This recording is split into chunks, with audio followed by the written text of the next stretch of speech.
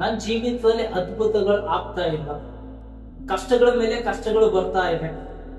ಸುಮಾರು ನಾನು ಪ್ರಾರ್ಥನೆ ಮಾಡ್ತಾ ಇದ್ದೀನಿ, ಚರ್ಚ್ಗಳಿಗೆ ಹೋಗ್ತಾ ಇದ್ದೀನಿ, ಸೇವಕರಿಗೆ ನಾನು ಬೆಲೆ ಕೊಡ್ತಾ ಇದ್ದೀನಿ, ಪ್ರಾರ್ಥಿಸ್ತಾ ಇದ್ದೀನಿ. ಆದ್ರೂ ಕೂಡ ನನ್ನ ಜೀವಿತದಲ್ಲಿ ಅದ್ಭುತಗಳನ್ನ ನೋಡ್ತಾನೆ ಇಲ್ಲ. ಕಷ್ಟಗಳ ಮೇಲೆ ಕಷ್ಟಗಳು ಬರ್ತಾನೆ ಇದೆ. ನಮ್ಮ ಕುಟುಂಬದಲ್ಲಿ ಯಾವುದೇ ರೀತಿಯಾದ ಬದಲಾವಣೆ ಇಲ್ಲ ಅಂತೇಳಿ ಸುಮಾರು ಜನರು ಚಿಂತೆಗೆ ಒಳಗಾಗಿದ್ದೀರಾ. ಯಾಕೆ ನಿಮ್ ಜೀವಿತದಲ್ಲಿ ಆ ಒಂದು ಕಷ್ಟಗಳು ಹೋಗ್ತಾ ಇಲ್ಲ? ಚಿಂತೆಗಳ ಮೇಲೆ ಚಿಂತೆಗಳು ಬರ್ತಾ ಇವೆ, ಜೀವಿತದಲ್ಲಿ ಬದಲಾವಣೆ ಆಗ್ತಾ ಇಲ್ಲ.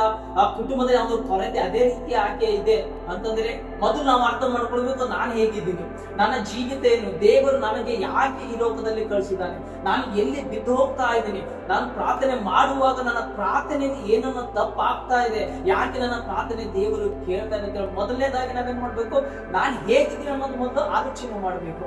ನನ್ನ ಬಗ್ಗೆ ನಾವು ತಿಳ್ಕೊಂಡಾಗ ಮಾತ್ರ ನಮ್ಮ ಜೀವಿತದಲ್ಲಿ ಏನಾಗುತ್ತೆ, ಒಂದು ಬದಲಾವಣೆ ಆಗುತ್ತೆ. ಸುಮಾರು ಜನ ಪ್ರಾರ್ಥಿಸ್ತಾರೆ, ಪ್ರಾರ್ಥನೆಗಳೇ ಬಹಳಷ್ಟು ವಿಧಾನಗಳಿವೆ. ಸ್ವಾರ್ಥಕ್ಕಾಗಿ ಪ್ರಾರ್ಥನೆ ಮಾಡಿದಾಗ ಯಾವುದು ಕೂಡ ಆಗ್ಲಿಕ್ಕೆ ಸಾಧ್ಯವಿಲ್ಲ. ಮೊದಲು ಏನ್ ಮಾಡ್ಬೇಕು, ನಾವು ದೇವರ ರಾಜ್ಯಕ್ಕಾಗಿ ನೀತಿಗೆ ತವಕ ಪಡುವಂತರಾಗಿರ್ಬೇಕು. ದೇವರ ರಾಜ್ಯಕ್ಕಾಗಿ ನಾವು ಎಷ್ಟು ತವಕ ಪಡ್ತೀವಿ ಅಷ್ಟು ನಮ್ಮ ಜೀವಿತದಲ್ಲಿ ದೇವರ ಕಾರ್ಯಗಳನ್ನ ನಾವು ನೋಡ್ಲಿಕ್ಕೆ ಸಾಧ್ಯ ಆಗುತ್ತೆ.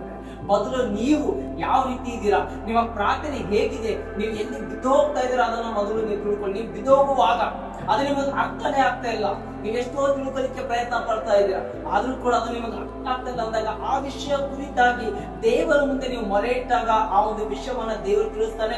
ಮಗನೇ ನೀನು ಈ ಒಂದು ಸ್ಥಳದಲ್ಲಿ ಬೀಳುತ್ತಾ ಇದೆಯಾ, ಇದನ್ನ ಏನ್ ಮಾಡು, ಬದಲಾವಣೆ ಮಾಡ್ಕೊಂತೇಳಿ ದೇವರು ನಿಮ್ಮ ಜೊತೆ ಮಾತಾಡ್ತಾನೆ, ಅಥವಾ ಒಬ್ಬ ಸೇವಕರ ಜೊತೆ ನಿಮಗೆ ಮಾತಾಡ್ತಾನೆ. ಅದನ್ನ ಮೊದಲು ಏನ್ ಮಾಡಿ, ಮೊದಲು ನಿಮ್ಮ ವಿಷಯದಲ್ಲಿ ನೀವು ಅರ್ಥ ಮಾಡ್ಕೊಂಡು ನೀವು ಹೇಗಿದ್ದೀರಾ, ನೀವು ಪ್ರಾರ್ಥನೆ ಯಾವ ರೀತಿ ಬದಲಾವಣೆ ಆಗ್ಬೇಕು ಅಂತೇಳಿ ನೀವು ದೇವರ ಮುಂದೆ ಮೊರೆ ಇಟ್ಟಾಗ ಖಂಡಿತವಾಗ್ಲೂ ದೇವರು ನಿಮ್ಮ ಜೊತೆ ಮಾತನಾಡ್ತಾನೆ. ನಿಮ್ಮ ಜೀವಿತ ಇವಾಗ ಹೇಗಿದೆ ಅದಕ್ಕಿಂತ ಉನ್ನತ ಮಟ್ಟಿಗೆ ದೇವರು ತೆಗೆದುಕೊಂಡು ಹೋಗ್ಲಿಕ್ಕೆ ಸಾಧ್ಯವಾಗಿದೆ.